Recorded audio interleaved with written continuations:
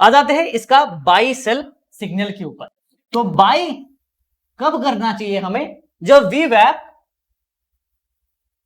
आपका ऊपर की तरफ नहीं, जब वीवैप से मार्केट, ये आपका जब मार्केट का जो कैंडल है जब ऊपर की तरफ होता है मार्केट के कैंडल्स, तब आप यहां पे बाय करोगे।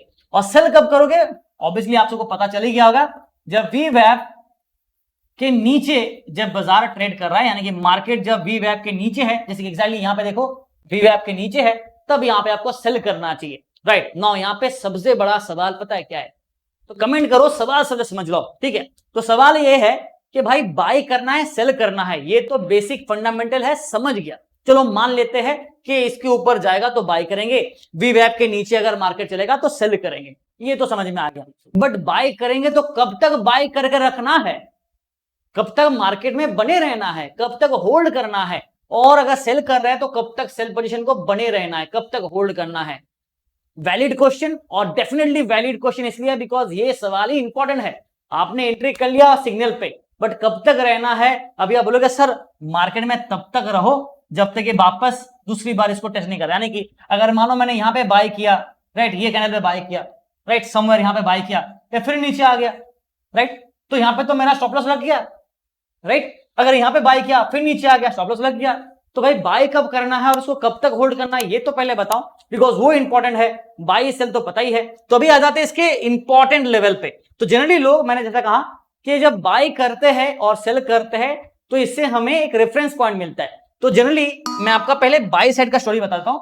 जब भी आप कोई चीज को बाय करते हो तो इसके पहले इसका टारगेट भी डिसाइड करना पड़ता है, राइट। और ये टारगेट कैसे आप डिसाइड करते हो? जनरली अगर आप ऑप्शन ट्रेडर हो तो आप टारगेट को डिसाइड करोगे based on the resistance, right, based on resistance. Resistance कैसे निकलेगा? Based on the open interest buildup, based on the price rejection in the previous day, या फिर पहले भी प्राइस वहां से रिजेक्ट हुआ तो रेजिस्टेंस मिलेगा।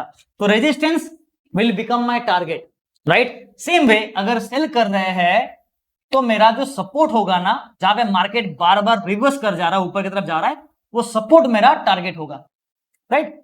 तो बाई पे रेजिस्टेंस टारगेट है और सेल पे सपोर्ट मेरा टारगेट है, ये पहले आप समझ जाओ। अब सपोर्ट और रेजिस्टेंस कैसे निकालना है, उसके ऊपर एक स्ट्रेटेजी कैसा है, बाय सेल सपोर्ट पे स्ट्रेटेजी कैसे बन सकता है, रेजिस्टेंस सपोर्ट पे स्ट्रेटेजी कैसे बनेगा, उसके ऊपर अलग से मैंने वीडियो बनाया है यूट्यूब पे, एक छोटा सा क्विक विन क्विक आउट वाला वीडियो है, तो आप उसको जरूर देख लीजिएगा। चलिए अभी समझने के लिए ये बाय सिग्नल कहां तक जाएगा या फिर टारगेट कहां तक बना सकते हैं, इसके लिए हम लोग यूज करेंगे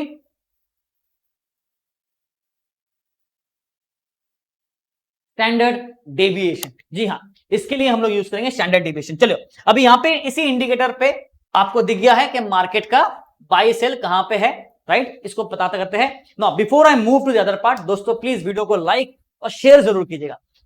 जब भी आप वीवैप को यूज करते हो ना, तो इसका एक एडवांस लेवल ऑफ वर्जन भी है जो मेजॉरिटी ट्रेडर यूज नहीं करता, और कुछ कुछ ब्रोकर्स के प्लेटफॉर्म पे आपको ये दिखता भी नहीं है, ठीक है। कुछ कुछ ब्रोकर्स में दिखता है, कुछ कुछ ब्रोकर्स में ये प्लेटफॉर्म पे ये दिखता भी नहीं है ऑप्शंस, जैसे कि ये वाला ऑप्शन दिखता नहीं है। तो ये स्टैंडर्ड 1, स्टैंडर्ड 2, स्टैंडर्ड 3 आपका डेविएशन को ऐड कर, सिग्मा ऐड करता है, राइट। अब स्टैंडर्ड 1, स्टैंडर्ड 2, स्टैंडर्ड 3 डेविएशन कैसे काम करता है, अगर आपको ये जानना है तो उसके लिए बॉलिंजर बैंड का एक वीडियो मैंने बनाया है। आप बॉलिंजर बैंड के एडवांस लेवल पे चले जाओ, उस वीडियो पे आपको ये स्टैंडर्ड डेविएशन कैसे काम करता है मैंने उसके ऊपर एक एग्जांपल दे दिया है। तो अभी मैं उसके ऊपर स्टैंडर्ड डेविएशन कैसे काम कर उसके ऊपर बात नहीं करूंगा। मैं आपको बात करने वाला हूं कि इस वीवैप के इंडिकेटर में स्टैंडर्ड डेविएशन कैसे इस्तेमाल आप कर सकते हैं। नंबर 1, मैं यहां पे पहले सिलेक्ट करता हूं, मुझे चाहिए स्टैंडर्ड 1 डेविएशन चाहिए, राइट, और मुझे चाहिए स्टैंडर्ड 2 डेविएशन चाहिए। स्टैंडर्ड 3 डेविएशन मुझे चाहिए नहीं चाहिए वो डिपेंड करता है आपके स्ट्रेटेजी के ऊपर, बट जनरली आइडियल सिचुएशन में स्टैंडर्ड 1, स्टैंडर्ड 2 ही ज्यादातर लोग यूज करता है।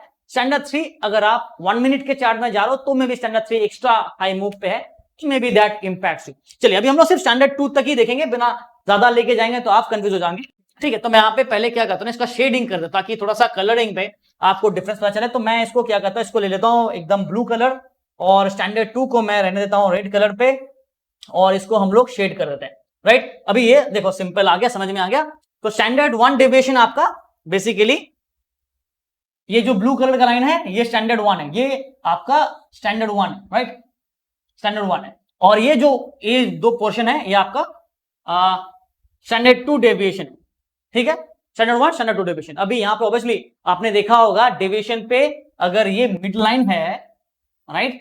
तो ये अगर 0 0 लाइन है तो ऊपर गया तो आपका +1, नीचे गया तो -1, राइट। सेम वे ऊपर गया तो +2, नीचे गया तो -2।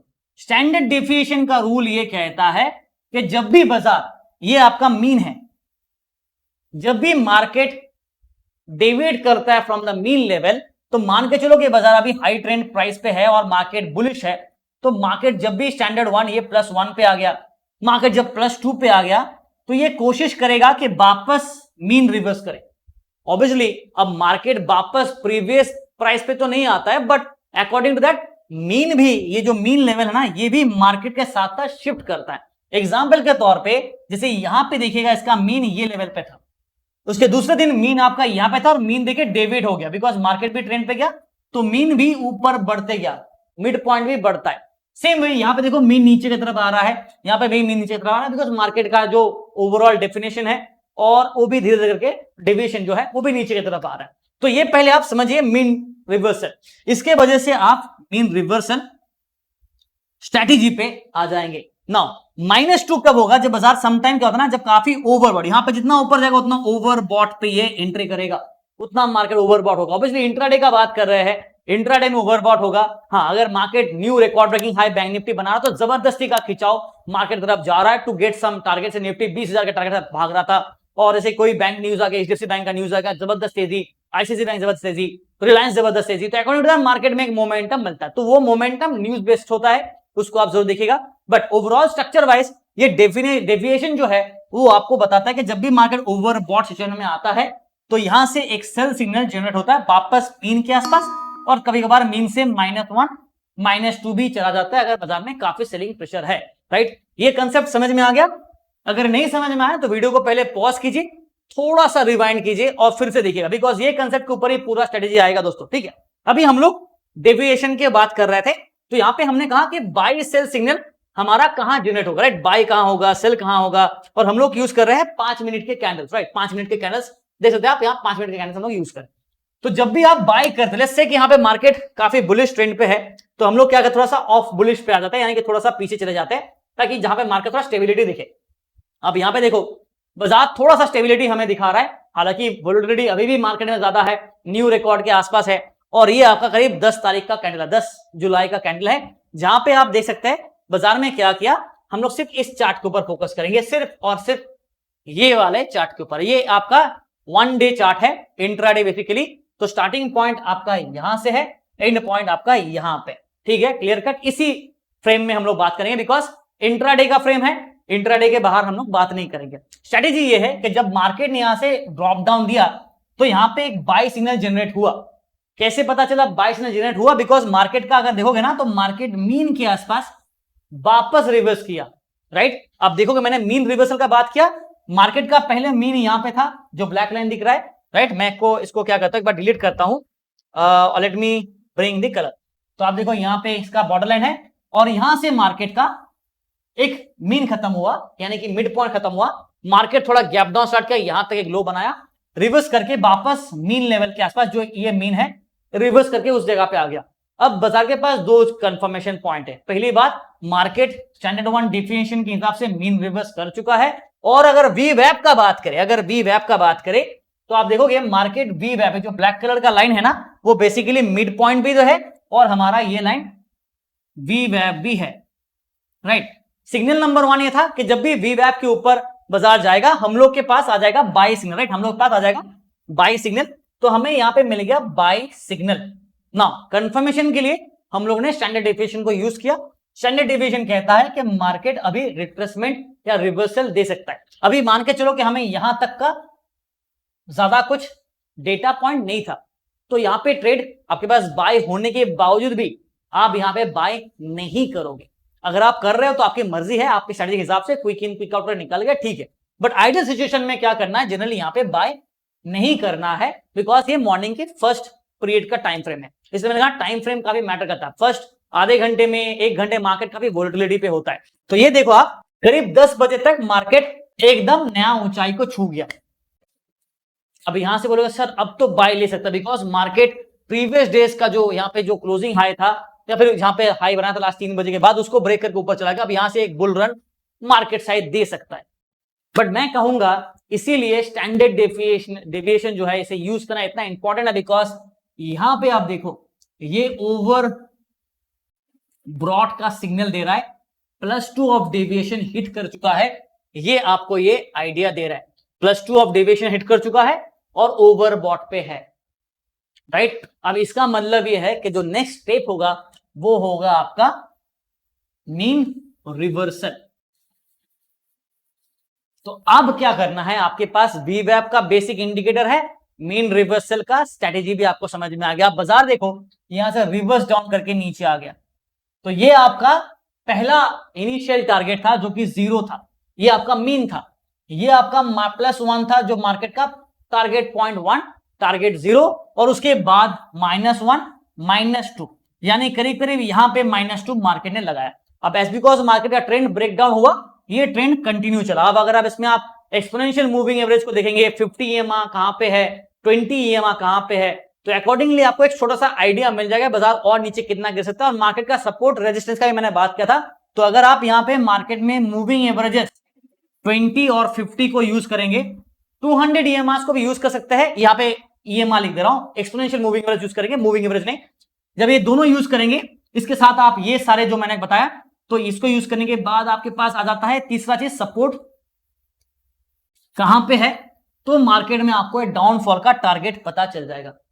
सिंपल है ना स्ट्रेटेजी, देखने में काफी इजी है, आसान है। अभी मान के चलते कि चलो आपका एंट्री पॉइंट यहां पे फेल कर गया, लेट्स से कि आपने यहां पे एंट्री किया और आपका एंट्री फेल हो गया और मार्केट और ऊपर जा रहा है, तो इसीलिए तो स्टॉप लॉस लगाया हुआ है। अब स्टॉप लॉस कैसे लगाए, कहां पे लगाए, अगर आप +3 डेविएशन को यूज करेंगे यहां पे, अब आपको स्टॉप लॉस का एक आइडिया मिल जाएगा। Let me do this again, मैं इसको पहले डिलीट करता हूं। +3 ऑफ डेविएशन अभी हम लोग यहां पे ऐड करेंगे, आप लोग देखो, ठीक है।